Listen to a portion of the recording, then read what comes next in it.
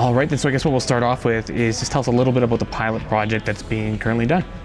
Well, the pilot project initially launched October 1st of 2019 in Alberta, and we've gone through a branding exercise, waste characterization, and as well as a producer survey, all in a matter of a few months to grasp the ideas to what's happening in Alberta for agricultural plastics recycling when it comes to attitudes and a characterization of the materials that is in Alberta and how we evaluate that and how are we going to recycle this material.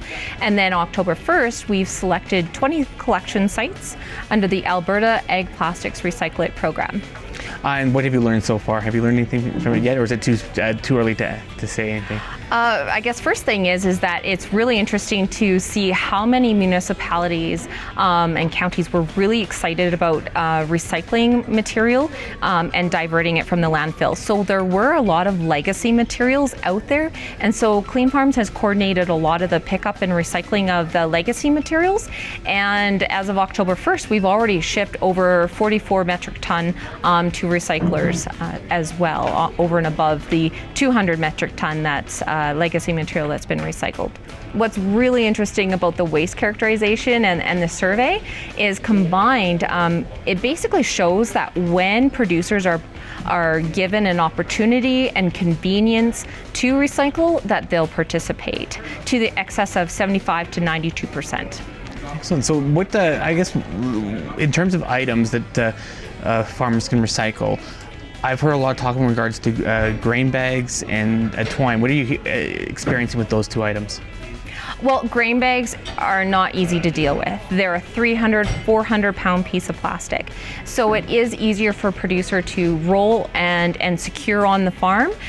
They just haven't necessarily had a place to take it. So we're looking to develop the program, grow the program for grain bags across the entire province of Alberta.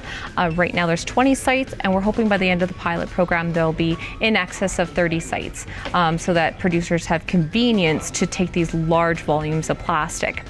The other thing is with the twine is it's much harder to recycle by the handful. So it really doesn't matter if we get a handful of it or if we get a truckload of it or a semi-load of it. We just need it all. So the more material we have that comes into the system, the easier it is to recycle. So it's really hard for us to ask a recycler to shut down their facility to recycle one semi-load of twine. So we want to get as much material as possible over the next 3 years of this pilot so that we can identify the true costs of recycling across Alberta. Now, when it comes to, I guess, twine and grain bags, I understand that they have to be debris-free, foreign debris, when they brought in. Is that correct?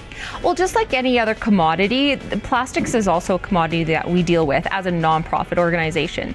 So it's our job to make sure that we secure those markets at the end of the day. So if we have a lot of debris mixed in with the plastics, those end markets are compromised. So we want to make sure that we have as much debris-free and clean materials possible to deliver to these end markets. And then that just makes it more recyclable, which feeds back into the system. Say we want more of that, it's nice material, let's recycle it. What's the most common questions you get? How much contamination can you guys allow? And if it's too dirty, am I going to be rejected? I think those two questions, producers just have a heart of gold. They're concerned about the environment. They're concerned about their land. And at the end of the day, they really want this program to work. So the idea is just bring it in. Let's get some education, and we'll deal with it as we come. The cleaner it is, obviously, the better. But we can deal with some contamination, 5 or 10% contamination of these products. Anything you wanted to add, Tammy, that I haven't asked you?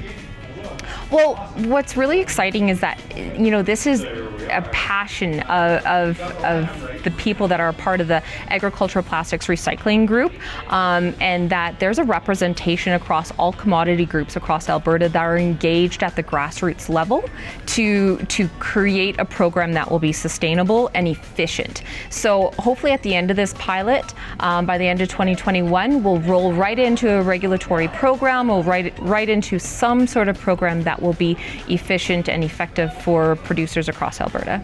For more video, pictures, and audio on this story, go to ruralrootscanada.com.